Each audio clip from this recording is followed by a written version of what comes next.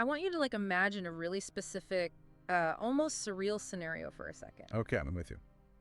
So you're walking across a bridge. It's this unnamed bridge stretching out in front of you. But the wood beneath your feet, it doesn't creak the way timber normally should. Right, it does something totally impossible. Yeah, it breathes, you step down, and you feel this slow exhalation rising through the soles of your shoes. And it carries this like heavy scent of damp earth. Because the physics of this space, they operate completely outside of our normal waking logic. Exactly. The atmosphere itself is actually pushing back against you. Right. The text we're looking at today describes the air as thick.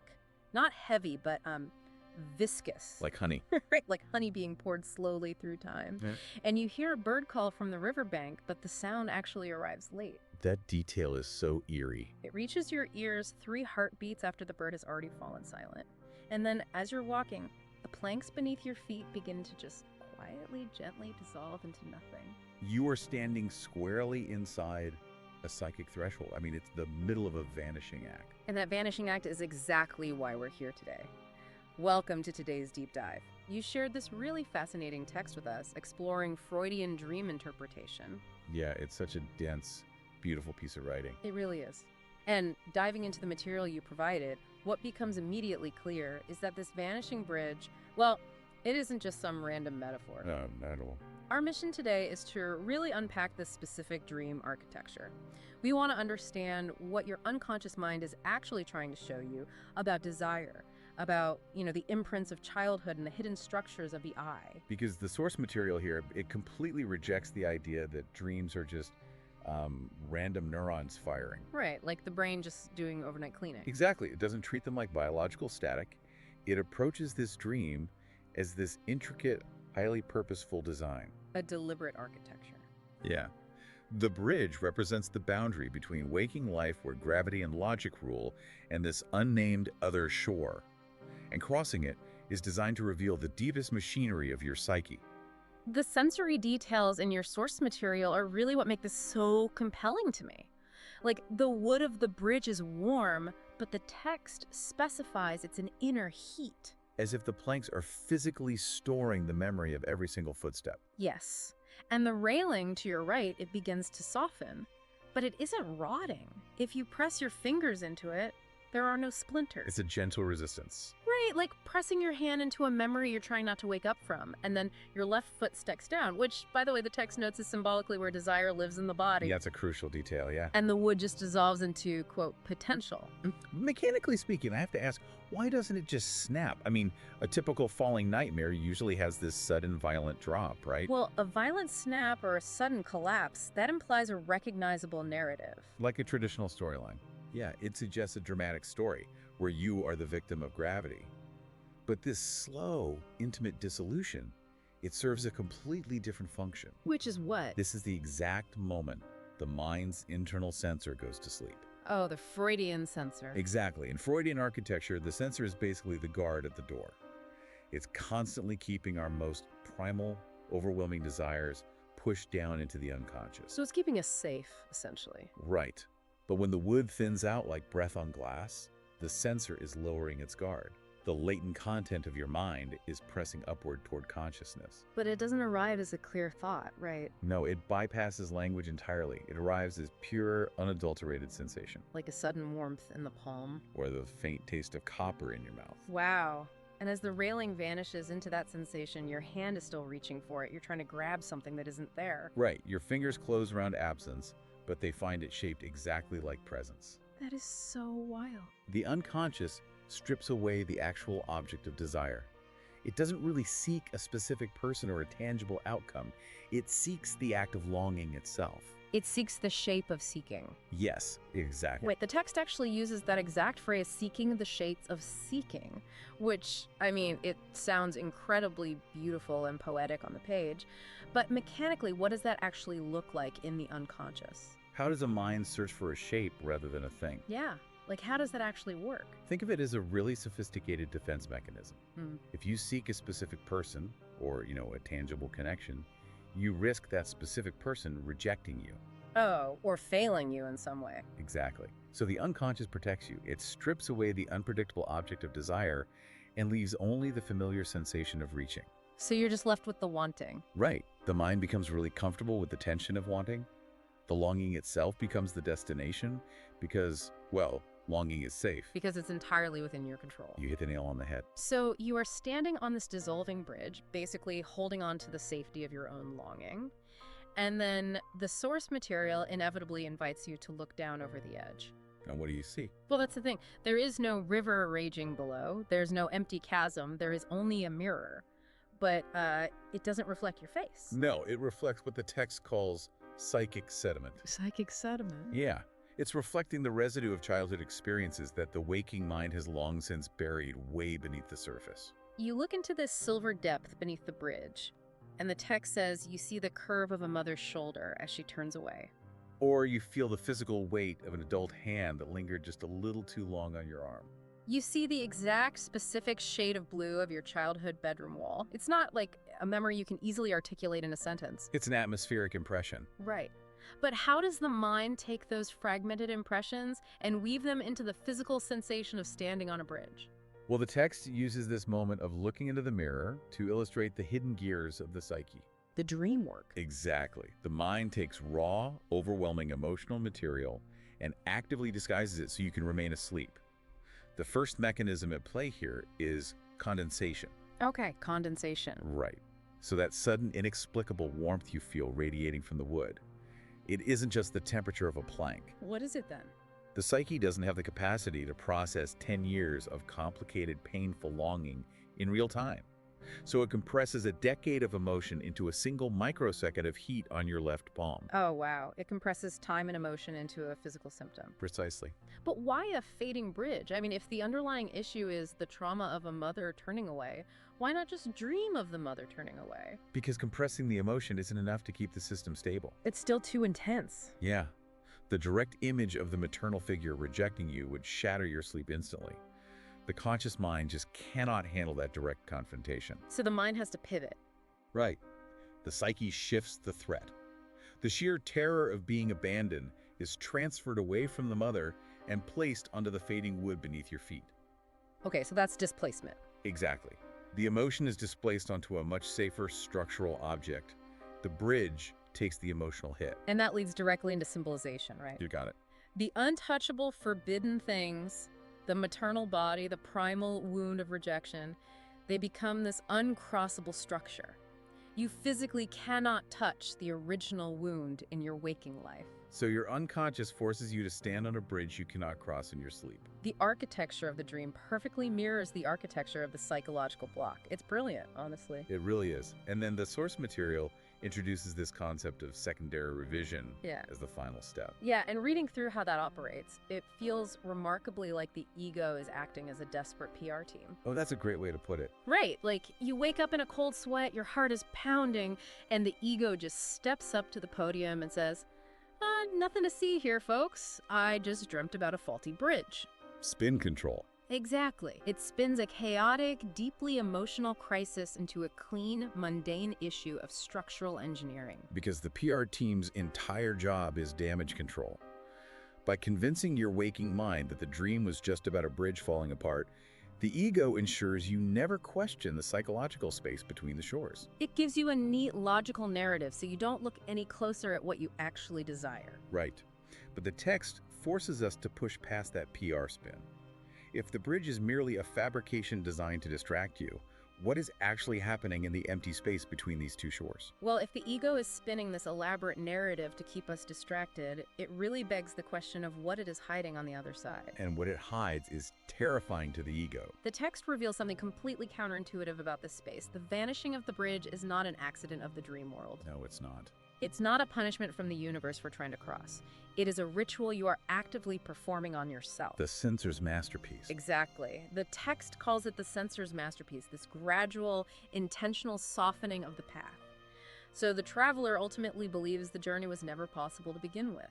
The psyche is literally staging a self-sabotage, but it disguises it as an inevitable structural failure. So you don't blame yourself. Right. You don't blame yourself for not crossing, you blame the wood for dissolving. And this elaborate deception happens entirely because of what waits on that far shore. And the source material explicitly states that the far shore does not hold monsters. Because monsters are just the mind's clumsy juvenile attempt to put a face on what it really fears. So what is actually over there? What actually waits on the far shore is far more dangerous to the structure of your ego than any monster. It is unmediated, unashamed desire. Yeah. It is the raw, primal wish to merge, to fuse with another person, to be completely and totally known without the interference of the judging protective self. The deep current of wanting. Exactly. The wanting that existed way before we learned how to translate our need to be held into acceptable, polite adult behaviors. So if we follow the logic of the text here, it means we aren't actually afraid of the fall. The falling is just a distraction. Yep. We are terrified of arriving. Arriving is the true threat. But why would arriving be worse than falling? I mean, we spend our entire waking lives trying to build connections, trying to reach goals, trying to bridge the gap between ourselves and others. Why would the unconscious mind view arriving as a threat? Well, think about it. If you truly arrived on that far shore, if you stood there completely naked, without the armor of your persona, having your deepest needs fully met, the life you have so carefully constructed on the near shore would break open. It would shatter. Completely. Yeah. The desire to merge is just too vast. It is too ancient. It threatens the individual boundaries of the I. So it's an existential threat to the ego. Exactly. To preserve the ego you've built, the mind steps in and dissolves the bridge before you can reach the other side. It is an act of extreme preservation, It forces you to stay in a perpetual state of almost. where desire is permitted to approach the threshold, but is never allowed to actually cross it. A climate of almost. The text uses that exact phrase to describe the environment the ego creates. But, I mean, how does the mind sustain that? It seems exhausting to constantly approach, but never actually touch. It is exhausting. It colors every romantic relationship, every ambitious career move, every creative pursuit. You get right to the edge of success or intimacy, and then the environment just fades out. Like the bridge. Right. So where does this psychological architecture even originate? The source traces the origins of this repeating dream back to what it calls the interrupted reach of childhood. The interrupted reach. Yeah. And the foundation of this fear, it rarely stems from a massive cinematic trauma that you spend decades unpacking in a therapist's office. It's much quieter than that. Often, it originates as an atmosphere. It is the half second a small child reaches for a face, and the adult turns away in ordinary, mundane distraction. Not out of cruelty. No, just the overwhelming distraction of adult life. It's the father who genuinely promised to come home but physically couldn't because his job demanded too much of him. Right. Or it's the mother whose own internal hunger was simply too loud for her to hear yours. The text really goes out of its way to emphasize that these moments aren't betrayals demanding vengeance. They are subtle, invisible imprints. But to a developing nervous system, those micro moments of ordinary distraction are deeply foundational. Because survival depends on that attention. Entirely. Survival for a child depends entirely on the caregiver's attention. So in that half second of the interrupted reach, the child's nervous system registers a rupture. It logs a devastating equation. Extension equals withdrawal. Crossings end in loss. The bridge between the self and the other is fundamentally unreliable. And children are incredibly adaptive, right? Oh, highly adaptive. Because they are so adaptive, they immediately craft a survival strategy to navigate this unreliable world. They learn to never fully cross because, well, if you never fully arrive, you can never be fully abandoned. The logic is unassailable to a child. If you never commit your full weight to the final plank of the bridge, you never have to face the paralyzing terror of the ground giving way beneath you. You maintain control of the separation. Exactly. You stay in control. If I never fully cross, I can never be abandoned. Wow. The survival strategy becomes the prison. And that explains why the unconscious keeps serving up this specific dream. The repetition compulsion. Yes, the text delves into repetition compulsion. The mind isn't replaying this vanishing bridge to torment you for failing to cross. No, not at all. It's a message sent upstream from the deepest parts of your psyche. It is signaling that a threshold was approached in your waking life but wasn't crossed. A hand was reached for, but the connection wasn't completed. Because the unconscious is remarkably faithful to the original wound.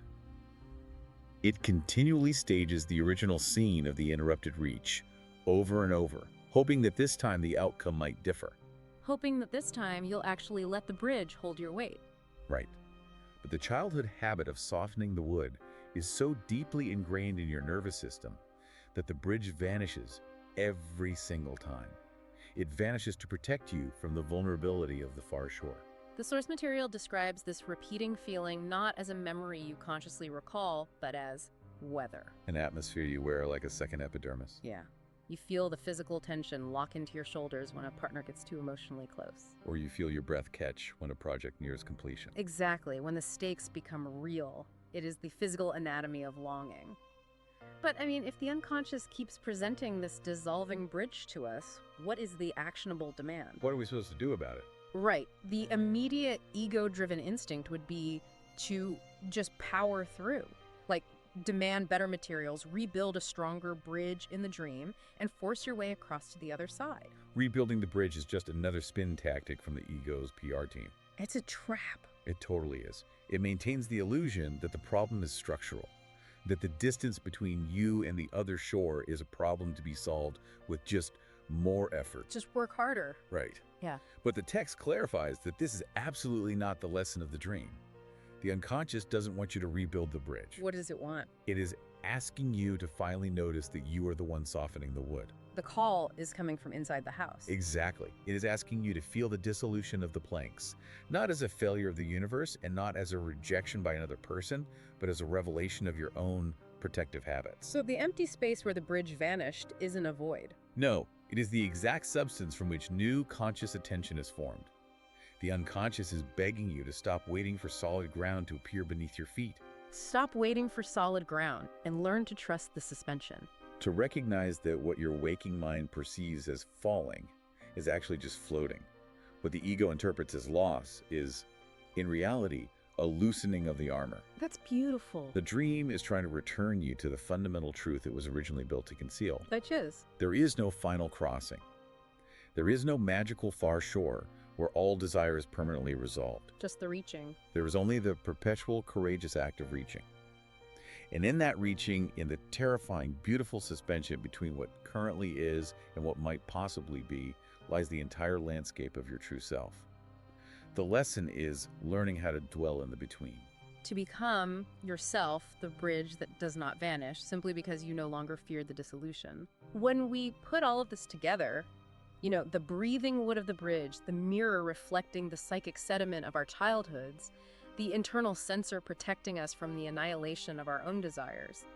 The text you provided is ultimately painting a picture not of a broken or traumatized mind, but of an incredibly protective one. It's trying to save you. The ego dissolves the path because it is trying to keep you safe in that climate of almost. But the crucial realization for your waking life is recognizing your own agency within this psychic landscape. You are no longer that small child whose reach was interrupted by a distracted world. You've grown up. Yes. The distance between you and the far shore, between you and true, unmediated connection, is no longer a measurement of physical or emotional space. It is entirely a measurement of your own attention. Mm-hmm. When you realize that you are the architect unconsciously dissolving the planks to stay safe, you suddenly reclaim the power to simply stand in the middle of the bridge. Just standing there. To feel the intense wanting, without needing to immediately resolve it or escape it. You stop needing the far shore to come closer to you. Because you realize the crossing was never about the arrival.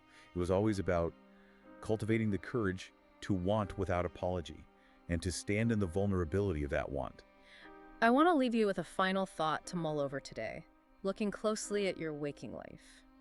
Examine the relationships, the career ambitions, or the creative projects where you always seem to hit that almost phase right before things mysteriously, quietly fall apart. We really do have a profound tendency to blame the bridge. We blame the circumstances, we blame the timing, we blame the other person for pulling away. But what if you stopped trying to force yourself to the other side? What if you stopped bracing your body for a fall that isn't actually happening? Just let go. What might you discover about your own capacity for connection if you just allowed yourself to float, suspended in the pure space of your own longing?